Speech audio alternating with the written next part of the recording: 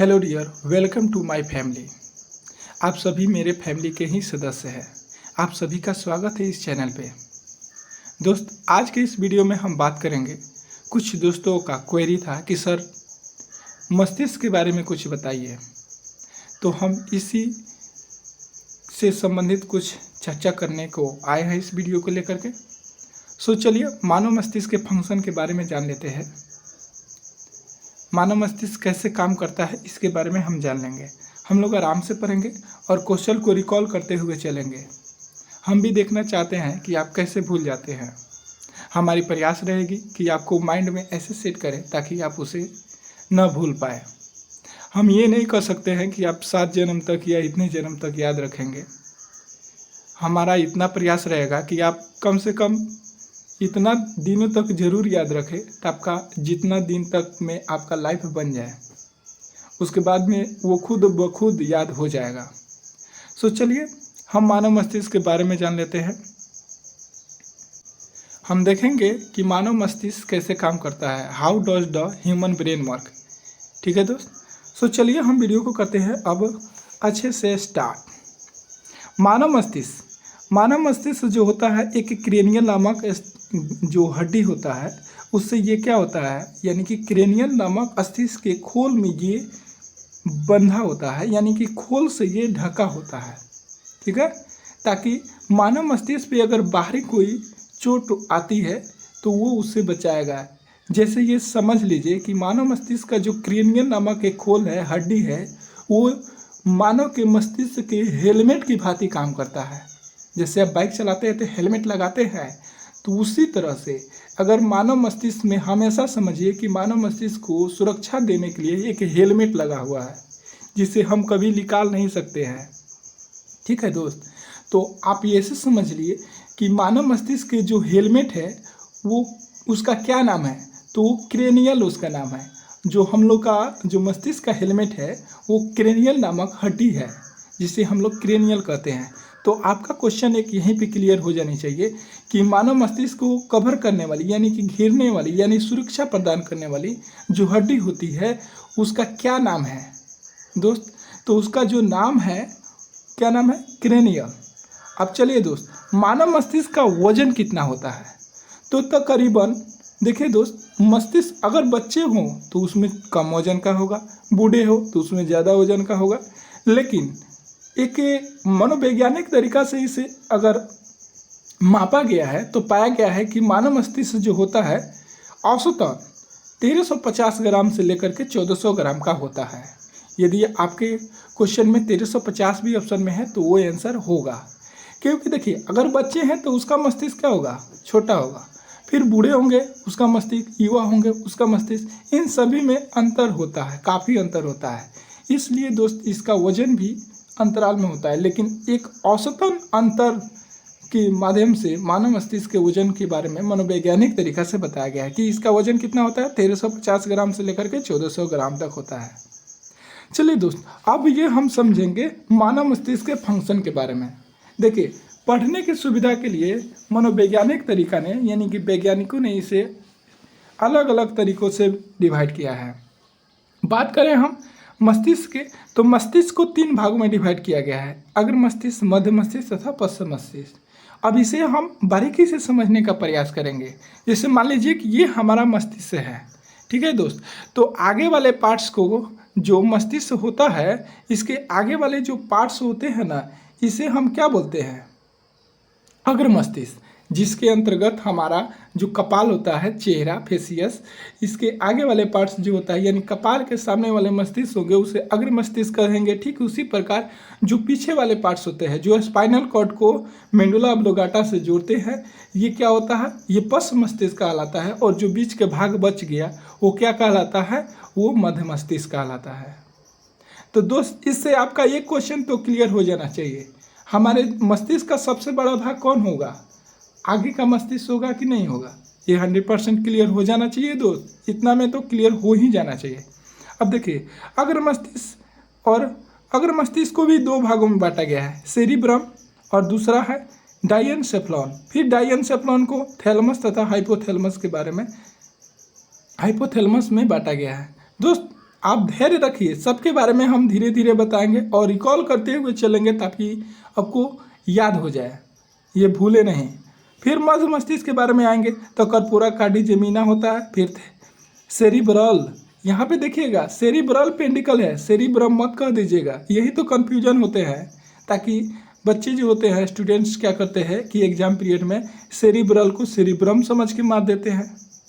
ठीक, उसके बाद में पश्चिम मस्तिष्क में आते हैं तो सेरिबेलन, यानी इसमें क्या होता है दोस्त, सेरिबेलम होता है, सेरिबेलन नहीं, बेलना, वो बेलना वाला नहीं है, बेलन है ये, सॉरी ये बेलम है। यहाँ पे क्या है, सेरिबेलम है, ये बेलन नहीं है, सेरिबेलम।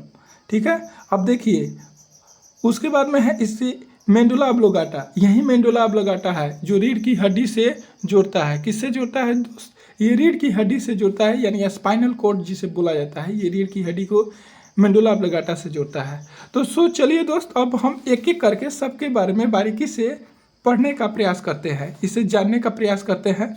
ठीक है दोस्त, तो इसमें देखिए दोस्त, सबसे पहले हम मस्तिष्क के पहला भाग को हम पढ़ लेते हैं, यानी अग्र मस्तिष्क। यहाँ पे एक क्वेश्चन आपको देते हैं, मस्तिष्क का सबसे बड़ा भाग कौन सा होता है, अभी आपको जस्ट ही बताया है। तो ऑप्शन में अगर दिया जाए सेरिबेलम, हाइपोथैलेमस, मेंडुला ऑब्लिगाटा और सेरिब्रम, तो इसमें आपका ऑप्शन क्या हो जाएगा, सेरिब्रम जो होता है मस्तिष्क का सबसे बड़ा भाग होता है। चलिए, तो हम सबसे पहले हम पहला मस्तिष्क को जान लेते हैं। पहला मस्तिष्क यानी कि प्रमस्तिष्क, यानी प्रमस्तिष्क कहने का मतलब है दोस्त, यहाँ पे ध्यान दीजिएगा कि जो प्रमस्तिष्क जो होता है ना, वो सेरिबेलम को ही बोला जाता है, सेरिब्रम को ही क्या बोला जाता है दोस्त, सेरिब्रम को ही हम प्रमस्तिष्क बोलते हैं। यह देखिए दोस्त, इसे यहाँ से तो एक बात आपको क्लियर हो जानी चाहिए कि प्रमस्तिष्क को और किस नाम से जानते हैं, तो इसे हम सेरिब्रम के नाम से जानते हैं। अब देखिए, यह मस्तिष्क का सबसे बड़ा भाग होता है, यह संपूर्ण मस्तिष्क लगभग 2/3 हिस्सा होता है। ये जो हमारे मस्तिष्क होता है ना, इसका 2/3 हिस्सा केवल प्रमस्तिष्क ही होता है। कितना होता है, 2/3 हिस्सा जो होता है प्रमस्तिष्क ही होता है। प्रमस्तिष्क का मतलब हो गया कि अग्र मस्तिष्क का एक भाग है सेरिब्रम, उसके बारे में हम लोग बात कर रहे हैं। यानी सबसे बड़ा भाग कौन होता है मस्तिष्क का, तो सेरिब्रम होता है। ये 2/3 हिस्सा अकेले यही होता है। अब समझिए 1/3 हिस्सा में इतना सारे पार्ट्स बटे होते हैं। अब देखिए दोस्त, इसके बाद आगे हम चलते हैं। मानव में किसी भी, देखिएगा दोस्त, मानव में किसी बात को सुनने यानी सोचने, सुनने नहीं होगा, यहाँ पे ध्यान दीजिएगा दोस्त, मानव मस्तिष्क में किसी बात को सोचने समझने की शक्ति देता है ये, या फिर स्मरण शक्ति जिसे हम लोग कहते हैं यादाश्त, क्या बोलते हैं दोस्त, यादाश्त बोलते हैं। तो ये यादाश्त को ये उजागर करता है, यानी शक्ति देता है, यानी किसी भी चीज़ को सोचने की लिए शक्ति देता है, समझने की शक्ति देता है, यानी यादाश्त को ये मजबूती देता है। ये किस में होता है, प्रमस्तिष्क में होता है। किस में होता है, तो सेरिब्रम में होता है। ये बातों को ध्यान दीजिएगा दोस्त। इसके अलावा घृणा जो करते हैं ना, घृणा, प्यार, किसी से प्यार करते होंगे तो प्यार, यानी इसको प्रेम कह सकते हैं हम, प्रेम। भय, यानी किसी से आपको डर लगता है तो वही तो है भय, यानी रात्रि के समय में लड़कियां या फिर लड़के, बच्चे अगर बाहर निकल गए, अगर अचानक से अंधेरा दिखाई देगा तो वो क्या हो जाएंगे, डर जाएंगे, भयभीत हो जाएंगे। या फिर शिक्षकों से डरते हैं कि नहीं, तो वो ही है भय। भय किस में आएगा, तो प्रमस्तिष्क में आएगा, यानी सेरिब्रम में आएगा। ठीक है दोस्त, तो देखिए भय का अनुभव जैसी क्रियाओं का ये क्या करता है, नियंत्रण एवं समन्वय का काम करता है। इसी मस्तिष्क के द्वारा, यानी प्रमस्तिष्क के द्वारा होता है। प्रमस्तिष्क का मतलब हो गया सेरिब्रम के द्वारा होता है। यह मस्तिष्क के अन्य भागों जैसे कार्यों को भी नियंत्रित करता है। ठीक है, अब इसमें चलिए अब दूसरा नंबर पॉइंट में चलते हैं। हम फिर से रिकॉल करेंगे लास्ट में, बी नंबर में, यानी अगला इसका चलते हैं डाइएन्सेफेलॉन। डाइएन्सेफेलॉन क्या करता है दोस्त, इसके बारे में देखेंगे हम। यह मस्तिष्क का एक भाग है, जैसे कि आप मस्तिष्क में पढ़ रहे हैं तो उसी का ना भाग होगा। यह अधिक या कम ताप के आभास तथा दर्द व रोने जैसी क्रियाओं का नियंत्रण करता है। अब ध्यान से देखिएगा, जैसे आपको बुखार होता है तो जो बुखार होता है दोस्त, तो बुखार में हमारे शरीर का टेम्परेचर क्या होता है, बढ़ जाता है। अगर जब बुखार अगर नहीं हो, यानी हमारे शरीर का टेम्परेचर कभी कम भी तो हो सकता है, लेकिन कम होना बहुत ही मतलब शरीर के लिए चिंता का विषय हो जाता है। बढ़ जाएगा तो वो ठीक है, उसे हम लोग कंट्रोल जल्दी से कर सकते हैं। तो दोस्तों यहाँ पे एक क्वेश्चन बनता है कि जो शरीर का टेम्परेचर अगर कम हो जाए तो उसे क्या कहते हैं? हाइपोथर्मिया कहते हैं। एक प्रकार का रोग है जो हाइपोथर्मिया के नाम से जाना जाता है। अगर शरीर के टेम्परेचर अगर कम हो जाए तो उसे क्या कहते हैं? हाइपोथर्मिया कहते हैं। ठीक है दोस्त, अब चलिए, यानी शरीर के तापमान को ये कंट्रोल करता है। इसके अलावा जो शरीर में दर्द होता है ना, दर्द, उसे भी कंट्रोल करता है, जिसे पेन बोला जाता है, दर्द। और इसके अलावा जो हम लोग रोते हैं ना, रोने को ये नियंत्रित करता है। कभी कभी जी करता है ना कि एकांत में होकर के खूब रो ले, तो ये क्या करता है? रोने का मन नहीं करता है, या फिर रोने का खूब मन करता है, या फिर रोने जाते हैं रोवाई नहीं आता है, रोना ही नहीं आता है। तो ये उसी को ये क्या करता है? कंट्रोल करता है। ये कौन करता है? डायनसेफ्लॉन करता है। चलिए दोस्त, अब हम आगे बढ़ते हैं, आपको वही क्वेश्चन बताएंगे जो आपके एग्जाम में आएंगे। अब आपके मध्य मस्तिष्क में आते हैं। ये भी दो भागों में बटा होता है, जैसे कि आपको बताया है। क्या होता है? कर्पोरा कार्डिजेमिना तथा सेरिब्रल पेंडिकल। ठीक है दोस्त, तो इसमें देख लेते हैं कर्पोरा कार्डिजेमिना। कर्पोरा कार्डिजेमिना, यहाँ पे 2 पॉइंट आपको याद रखना है। दृष्टि यानी देखने से संबंधित, और सोचने से जो सुनने से संबंधित, सोचना नहीं, सुनने से संबंधित शक्तियों को ये क्या करता है? नियंत्रित करता है, कंट्रोल करता है। दोस्त ध्यान दीजिएगा, यानी कि कर्पोरा कार्डिजेमिना का मुख्य काम है देखना तथा उसे सुनना। यानी कि आप जैसे कि रात्रि के समय में देखते हैं तो आपको दिखाई नहीं देता होगा, तो क्या करते हैं? आप आंखों को खूब फैलाते हैं, बड़ा सा करते हैं, ताकि आप चीज़ों को अच्छे से देखें, एकटक्के देखते हैं। तो ये उसी समय ये शक्ति देता है उस आंखों को, देखो वो क्या चीज़ है, उसे समझो वो क्या चीज़ है। ठीक है, देखने में मदद करता है तो कर्पोरा कार्डिजेमिना। तथा जो श्रवण शक्ति होता है ना, जैसे कि आपको कभी कभी लगता है कि सांप बोल रहा है, या फिर कोई कीड़े बोल रहे हैं, या फिर किसी के घर में कोई आवाज़ हो रही है, तो आप लोग क्या करते हैं? कान लगा के सुनते हैं? नहीं, तो लोग क्या होते हैं? लोग कहते हैं कि कान लगा के सुनना औरतों का काम है, तो आप कान लगा के नहीं सुनिएगा। ऐसा नहीं है कि नहीं सुनिएगा, आप सुनिएगा, आपकी ज़रूरी होगा तो आप सुनिएगा। तो सुनने की शक्ति भी ये, उस पर भी ये क्या करता है? नियंत्रण करता है। यानी आप कर्पोरा कार्डिजेमिना से क्या सीखे? ये दृष्टि तथा श्रवण शक्ति को ये क्या करता है? नियंत्रण करता है।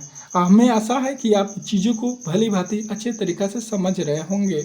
चलिए, अब हम आगे चलते हैं सेरिब्रम पेंडिकल के बारे में। देखिए दोस्त, ये सेरिब्रम पेंडिकल क्या होता है? तंतुओं का बंडल होता है। तंतु, जैसे आप तंतु पढ़े हैं, जो शरीर में तंतु का काम क्या होता है? वो एक अंग का निर्माण भी तो करता है। तंतु बंडल होता है ये, ठीक है, तंतुओं से ये बना होता है। ये भी पूछ देगा मस्तिष्क का कौन सा ऐसा भाग है जो तंतु से बना होता है? तो ये सेरिब्रम पेंडिकल ही होता है। ये इसका देखिए काम क्या होता है? यह सेरिब्रल कार्टेकस को मस्तिष्क के अन्य भागों तथा मेरुरज्जु से भी जोड़ता है। मेरुरज्जु यानी कार्टेकस और मेरुरज्जु को यही जोड़ता है। ठीक है दोस्त, ये पूछ देगा मेरुरज्जु। अब अभी मेरुरज्जु के बारे में ही हम बात करेंगे कि मेरुरज्जु कहाँ आता है। ठीक है दोस्त, चलिए पहले आगे देख लेते हैं। मेडुला ऑब्लोंगाटा सबसे पिछला भाग होता है। यही तो भाग है जो मेरुरज्जु बनाता है। मेरुरज्जु मेडुला ऑब्लोंगाटा ही बनाता है। यानी कि मेरुरज्जु किस में होते हैं? तो मेडुला ऑब्लोंगाटा में होता है। ये स्पाइनल कॉर्ड को जोड़ता है, यानी रीढ़ की हड्डी से मस्तिष्क को जोड़ता है। जो हमारे शरीर में तंत्रिका तंत्र का कार्य है ना, यही तो है। मेडुला ऑब्लोंगाटा ही उसको हमारे मस्तिष्क तक पहुंचाता है। जैसे मान लीजिए आपके पैर में चींटी काटी, डंक मारी, और आपके मस्तिष्क में डायरेक्ट खबर गया और हाथ वहाँ पे आके ला के मारा, चटाक दे, तो वहाँ पे क्या होता है? यह स्पाइनल कॉर्ड के माध्यम से, मेरुरज्जु के माध्यम से हमारे मेडुला ऑब्लोंगाटा में संदेश देता है, और वो हमारे शरीर के केंद्र बिंदु यानी मस्तिष्क को संकेत देता है कि यहाँ पे ये घटना घटी है, वहाँ पे तुरंत जाके आप कंट्रोल कीजिए। तो वो मस्तिष्क हाथ को संदेश देता है कि जाओ भाई तुम काम करो, तो वो हाथ वहाँ पे डायरेक्ट जाके काम करता है। चलो, रज्जु होता है। अब मेरुरज्जु अंतिम सिरा एक पतले सूत्र के रूप में होता है। मेरुरज्जु प्रतिवर्ती क्रियाओं का नियंत्रण करता है। हमारे जो मेरुरज्जु होता है वो क्या करता है, प्रतिवर्ती क्रियाओं को नियंत्रित करता है। अब प्रतिवर्ती क्रिया क्या होती है, जैसे मान लीजिए कि हम पुतली झपकाते हैं तो अचानक से उसमें कोई भी चीज़ पड़ गया तो वही तो क्या करता है, कंट्रोल करता है, यानी कि उसे तुरंत बंद कर लेता है, झपकी उसे तुरंत बंद कर लेता है, यानी प्रतिवर्ती क्रियाओं को ये क्या करता है, समन्वय करता है तथा मस्तिष्क से आने जाने वाले उद्दीपनों का भी संवहन करता है। अब देखिए, कुछ उद्दीपन होते हैं आंतरिक उद्दीपन और कुछ उद्दीपन होते हैं बाहरी उद्दीपन, यानी इसको क्या करता है, इसको वो कंट्रोल करता है। ठीक है, अब उद्दीपन का मतलब हम समझेंगे। सबसे पहले ये उद्दीपन क्या होते हैं। देखिए दोस्त, उद्दीपन का मतलब होता है कि हमारे शरीर में कुछ ऐसी क्रिया है जो अचानक घटना घटती है। जैसे मान लीजिए जमाई लेते हैं, एक उद्दीपन की भांति ही तो काम करता है। या फिर ऐसी क्रिया है जो जिसको हम कंट्रोल कर सकते हैं और जिसे कंट्रोल नहीं भी कर सकते, यही उद्दीपन के अंतर्गत आता है। चलिए दोस्त, तो ये ऐसा है कि उद्दीपन आप समझ पाए होंगे। आगे कह रहा है, परिधीय तंत्रिका तंत्र मस्तिष्क एवं मेरुरज्जु से निकलने वाली तंत्रिका का बना होता है। यानी जो परिधीय तंत्रिका तंत्र होता है मस्तिष्क एवं मेरुरज्जु से निकलने वाली तंत्रिकाओं का बना होता है, जिन्हें क्रमशः कपालीय तंत्रिकाएं एवं मेरुरज्जु तंत्रिका भी कहते हैं। ठीक है, यही क्या होता है, कपालीय तंत्रिकाएं, जो कपाल होता है ना उसके अंतर्गत ये तंत्रिकाएं आती है। मनुष्य में 12 जोड़ी कपालीय तंत्रिकाएं तथा 31 जोड़ी मेरुरज्जु तंत्रिकाएं पाई जाती है। ये क्वेश्चन आपसे पूछा गया दोस्त, ये पूछा जा सकता है कि मनुष्य में कितनी जोड़ी कपालीय तंत्रिकाएं पाई जाती है, तो 12 जोड़ी, तथा मनुष्य के मस्तिष्क में कितनी जोड़ी मेरुरज्जु तंत्रिकाएं पाई जाती है, तो ये 31 जोड़ी मेरुरज्जु तंत्रिकाएं पाई जाती है। स्वायत्त तंत्रिकाएं तंत्र कुछ मस्तिष्क एवं कुछ मेरुरज्जु तंत्रिकाएं का बना होता है। यह शरीर के सभी आंतरिक अंगों एवं रक्त वाहिनियों को तंत्रिकाओं की आपूर्ति करता है। जो रक्त वाहिनी होता है ना, जिसके माध्यम से रक्त प्रवाहित होता है, ये उसको मतलब रक्त वहाँ पे क्या करता है, रक्त वाहिनियों को तंत्रिकाओं की आपूर्ति करता है ताकि वहाँ पे रक्त सुचारू रूप से बहता रहे, कभी कहीं रुके नहीं। स्वायत्त तंत्रिका तंत्र की अवधारणा को सर्वप्रथम लेंगलिक महोदय ने दिया था। यानी स्वायत्त तंत्रिका के बारे में किस वैज्ञानिक ने बताया था, तो लेंगली महोदय ने। ठीक उसी प्रकार यहाँ पे एक और क्वेश्चन को आप जानेंगे दोस्त कि प्रतिवर्ती क्रिया को सबसे पहले किसने खोजा था, तो ये जो होते हैं मार्शल हॉल नामक वैज्ञानिक ने प्रतिवर्ती क्रिया का पता लगाया था। ये दोस्त आप ध्यान से इसे पढ़ लेंगे, मतलब इसे समझ लेंगे। प्रतिवर्ती क्रिया का सबसे पहले किसने पता लगाया था, तो मार्शल हॉल ने लगाया था। इसके बाद हम देखेंगे अनुकंपी तंत्रिका तंत्र या परा अनुकंपी तंत्रिका तंत्र। ये क्या होता है दोस्त, यह त्वचा में उपस्थित रुधिर वाहिनियों को संकीर्ण करता है। जो त्वचा में उपस्थित रुधिर वाहिनियाँ होता है ना, उसे संकीर्ण करता है, यानी कि सुचारू रूप से चलाने के लिए कहता है। जो त्वचा में उपस्थित होता है रुधिर वाहिनियाँ, उसे सुचारू रूप से चलाता है। ठीक है, इसलिए तो तुरंत करता है और त्वचा के माध्यम से ब्लड शरीर के अंदर से बाहर निकलने लगता है। इसमें अनुकंपी तंत्र में और हम समझेंगे, इसकी क्रिया से बाल खड़े भी हो जाते हैं। अगर अनुकंपी क्रिया हमारे शरीर में हुई है तो इसमें क्या होता है दोस्त कि बाल जो होते हैं हमारे रुआं, जिसे रुआं सामान्य रूप से लोग बोलते हैं, तो ये रुआं क्या होता है, खड़े होते हैं। लार ग्रंथियों से स्राव कम होता है। ठीक है, लार ग्रंथियों के स्राव को कम कर देता है। यानी कि जो लार होता है ना, जो हमारे मुंह में लार का निकलना भी जरूरी है कि नहीं, तभी तो हम भोजन करेंगे। तो लार ग्रंथियों को स्रवन से कम कर देता है। इसके साथ साथ ये क्या करता है, हृदय संवेदन को तेज कर देता है। यानी हृदय जो संवेदना होती है उसको तेज कर देगा, जो हमारे लिए ये मतलब गलत संकेत का काम है, ऐसा नहीं होना चाहिए। यह संवेद ग्रंथियों को स्राव को प्रारंभ कर दे। संवेद ग्रंथियाँ ये इसको भी ये क्या करता है, संवेद ग्रंथियाँ, इसे आप अच्छी तरीके से समझ रहे हैं ये क्या चीज़ है। संवेद ग्रंथियों के स्राव को प्रारंभ कर देता है। यह आँख की पुतली को फैलाता है। ठीक है, यही है जो रात्रि के समय में देखने में मदद करता है। वहाँ पे संकुचनशील क्रिया होती रहे। यह आंत्र में कर्माकुंचन की गति को कम करता है। यानी कि कर्माकुंचन की गति यानी फैलना और सिकुड़ना, ये उसकी गति को क्या करता है, कम करता है। इसके द्वारा श्वसन दर तीव्र हो जाते हैं। ठीक है, यह रक्त दाब को बढ़ाता है। रक्त यह क्या करता है दोस्त, यह रक्त दाब को बढ़ाता है। यह शरीर में शर्करा के स्तर को भी बढ़ा देता है, यानी शर्करा जो होता है ना, जिसे चीनी की मात्रा करते हैं, इसी के कारण डायबिटीज हो जाता है। ठीक है। यह रुधिर में लाल रुधिर कणिकाओं की संख्या में भी वृद्धि करता है। जो हमारे शरीर में लाल रुधिर कणिका की संख्या लिमिट होना चाहिए। ठीक है दोस्त, थ्रोम्बोसाइट जिसे बोला जाता है। ठीक है।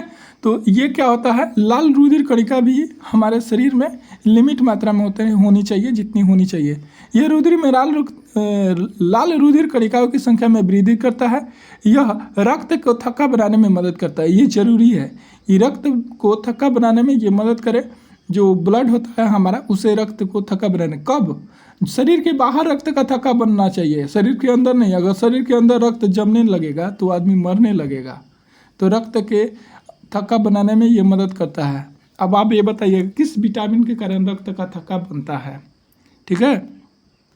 एक होता है हिम्पेरिन और एक होता है फाइब्रोनेजेन। तो फाइब्रोनेजेन जो होता है दोस्त, ये क्या होता है, शरीर के बाहर होता है, और हिम्पेरिन क्या होता है, शरीर के अंदर, यानी कि जो शरीर के अंदर एक जमने नहीं देता है और शरीर के बाहर जमाता है।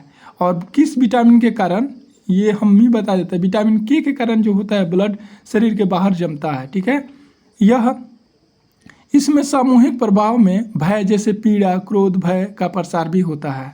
ठीक है। अब देखिए अनुकंपीय तंत्रिका तंत्र ये क्या काम करता है, यह समन्वय अनुकंपीय तंत्रिका की भांति ये उसके विपरीत काम करता है। अनुकंपी जो तंत्रिका तंत्र होता है उसके विपरीत काम करता है, यानी कि ये उल्टा काम करता है। ये देखिए रुधिर वाहिनियों को, गुद्दा को चौड़ा कर देता है कि अब खूब बहो, किंतु कोलोनरी रुधिर वाहिनियों को छोड़ करके, एक अपवाद है, कोलोनरी जो रुधिर वाहिनी है उसको ये नहीं कर पाता है।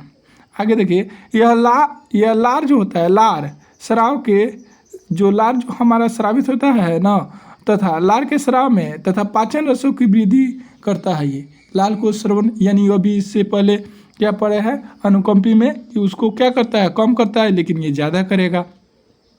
नेत्र की पुतली को संकुचन करता है, यानी कि कम फैलाने में मदद करता है, ये कम फैलने देता है। मूत्राशय जो होता है ना, उसके पेशियों में संकुचन उत्पन्न करता है, यानी रोकता है। यह आंतरिक भित्तियों में संकुचन एवं गति उत्पन्न करता है, यानी संकुचन करता है। ये आंतरिक गतिविधि है जो जिसमें भोजन पचते हैं, उसमें संकुचन पैदा करता है। इसमें क्या होता है, यह तंत्रिका तंत्र का प्रभाव सामूहिक रूप से आराम और सुख की स्थितियां उत्पन्न करता है। यानी शरीर में क्या करता है, जो तंत्रिका तंत्र है जिसे काम करना चाहिए ताकि तो हमें आराम मिलेगा, लेकिन ये उसे ही सुख प्रदान करता है। ठीक है दोस्त। अब चलिए हम कुछ ऐसे फैक्ट को देखते हैं जो आपके एग्जाम बेस क्वेश्चन को पूछे जाते हैं। अब इसे आप ध्यान से समझेंगे और याद करेंगे। चलिए दोस्त, अभी कॉल करते हैं हम, सेरिब्रम तथा पेंडिकल के काम क्या है आप बताइए। सेरिब्रम जो होता है, सेरिब्रम पेंडिकल जो होता है, मस्तिष्क के अन्य भागों को मेरुरज्जु से जोड़ता है, स्पाइनल कॉर्ड को इसी से जोड़ता है, ये याद रखिए, सेरिब्रम पेंडिकल। ठीक है। सेरिबेलम के कार्य बताइए। सेरिबेलम के कार्य अभी बताया हम, बताइए जल्दी। देखिए दोस्त, हम ही बताते हैं। यह ऐच्छिक पेशियों का संकुचन तथा नियंत्रण करता है। ठीक है। इसके अलावा जो है कान में संतुलन भाग को संवेदनाएं ग्रहण करता है। ठीक है। अब आगे बताइए, हृदय की धड़कन को कौन नियंत्रित करता है, हृदय की धड़कन को कौन नियंत्रित करता है, तो मेडुला ऑब्लोंगाटा हृदय के धड़कनों को, श्वास श्वसन की गति को नियंत्रित करता है। उल्टी सबसे ज़्यादा इंपॉर्टेंट है दोस्त, यहाँ पे देखिएगा, उल्टी का नियमन कौन करता है, तो मेडुला ऑब्लोंगाटा करता है। उल्टी जो होता है ना, जिसे वोमिटिंग बोला जाता है, या फिर मान लीजिए कि ये आपका दिमाग चकरा रहा है, ये किसके कारण होता है, तो मेडुला ऑब्लोंगाटा के कारण होता है। मेडुला ऑब्लोंगाटा ही क्या करता है, स्पाइनल कॉर्ड यानी मेरुरज्जु को जोड़ता है शरीर के पिछले, इसलिए शरीर के पीछे वाले पार्ट का यानी पश्च मस्तिष्क पर किसी भी व्यक्ति को नहीं मारना चाहिए, क्योंकि वहाँ पे पूरा ज्वाइंट है। ठीक है दोस्त। मेरुरज्जु के बारे में आप बताइए। मेरुरज्जु जो होता है ऑब्लोंगाटा का पिछला भाग होता है, ये तो आप जानते ही हैं। ये क्या करता है, प्रतिवर्ती क्रियाओं को नियंत्रण एवं समन्वय करता है। ये बात आपको याद होनी चाहिए। आप बताइए, जो क्या नाम है, प्रतिवर्ती क्रियाओं का पता सबसे पहले किसने लगाया था, बताइए बताइए। मार्शल हॉल नामक वैज्ञानिक ने प्रतिवर्ती क्रियाओं का पता लगाया था। अब बताइए दोस्त, प्रमस्तिष्क का काम क्या है, प्रमस्तिष्क का काम है कि घृणा, प्यार, भय, अनुभव जैसी शक्तियों को ये क्या करता है, क्रियाओं का समन्वय करता है, यानी नियंत्रण और समन्वय दोनों करता है कि कितना मतलब किसी से लगाव होना चाहिए, घृणा कितना करना चाहिए, इसके साथ साथ आपका अनुभव क्या है, सोचने समझने की शक्ति भी प्रमस्तिष्क में होता है। प्रमस्तिष्क को और किस नाम से जानते हैं, तो सेरिब्रम के नाम से जाना जाता है। शरीर के सबसे बड़ा भाग कौन, मस्तिष्क का सबसे बड़ा भाग कौन होता है, तो सेरिब्रम होता है, यानी कि पूरा मस्तिष्क होता है। ये कितना होता है, 2/3 भाग होता है। चलिए दोस्त एक और बताइए, थैलेमस और हाइपोथैलेमस के बारे में आप जाने हैं, थैलेमस और हाइपोथैलेमस के बारे में आप बताइए। ठीक है दोस्त, इसके बाद में हम चलते हैं। देखिए दोस्त, थैलेमस का काम क्या है, थैलेमस का काम है कि दर्द, ठंडा तथा गर्म को पहचानने में मदद करता है। थैलेमस का क्या काम है दोस्त, तो ये दर्द, ठंडा तथा गर्म का पहचान करता है। और हाइपोथैलेमस अब बताइए, जो हमारा हाइपोथैलेमस क्या होता है, ये इम्पोर्टेंट है, ये बहुत ही इम्पोर्टेंट है। देखिए दोस्त, यह संवेदनाओं यानी संवेगात्मक क्रियाओं का नियंत्रण करता है। इसके साथ ही अंतःस्रावी ग्रंथियाँ जो होती है ना, जिसमें स्रावित हार्मोन्स होते हैं, इसको ये क्या करता है, नियंत्रण करता है। इसके साथ साथ ये क्या करता है, पिट्यूटरी ग्रंथि को, उसे स्रावित होने वाले जो हार्मोन होते हैं उसे ये नियंत्रित करता है। अब देखिए, मनुष्य के शरीर की सबसे बड़ी ग्रंथि कौन होती है, तो यकृत होती है। लेकिन सबसे छोटी ग्रंथि कौन होती है, तो पिट्यूटरी ग्रंथि होती है। पिट्यूटरी ग्रंथि को क्या कहा जाता है, मास्टर ग्रंथि कहा जाता है। क्यों कहा जाता है, क्योंकि इसमें बहुत सारे हार्मोन्स का नियंत्रण होता है। हार्मोन्स जो होते हैं, हार्मोन्स का काम क्या है, शरीर की वृद्धि और विकास करना। और एंजाइम का काम क्या है, शरीर में जो होता है ना, शरीर में भोजन जो आता है उससे पाचन करना।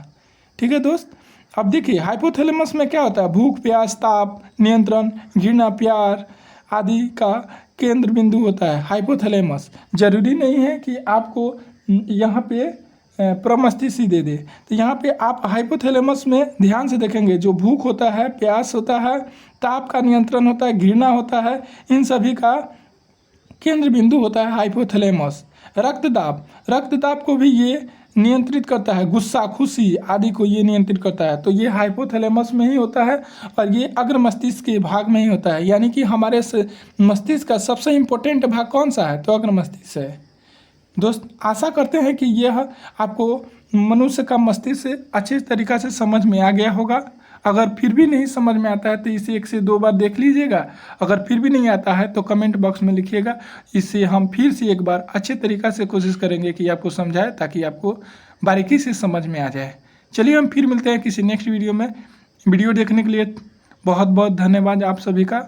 और दोस्तों अगर अब तक एक लाइक और सब्सक्राइब नहीं की है तो इस चैनल को लाइक और सब्सक्राइब जरूर करके जाएंगे। Thanks for watching this video.